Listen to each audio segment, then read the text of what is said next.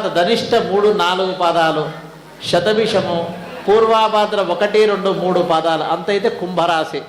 ఈ కుంభరాశి వారికి కూడా అధిపతి శనే. 14 రూపాయల ఆదాయం, 14 రూపాయలు వ్యయం. మకర రాశి కూడా 14 రూపాయల ఆదాయము, 14 రూపాయల వ్యయం. సరి సమాన ఆదాయ వ్యయాలు ఉన్నప్పటికీ కూడా ఒకటే గుర్తుపెట్టుకో, కుంభరాశి వారికి ఆగస్టు, సెప్టెంబరు, అక్టోబర్, నవంబర్ ఈ 4 నెలల కాలం కొద్దిగా సరిగ్గా ఉండదు. ఎందుకురా అంటే కుంభరాశిలో శని ఉన్నాడు.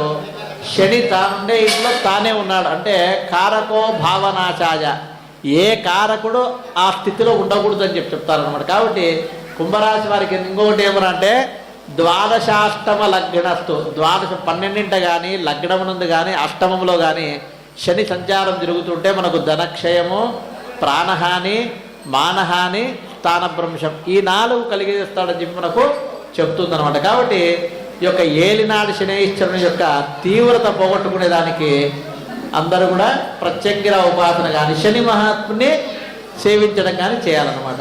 Thanks for watching. Please comment, like, share and subscribe our channel.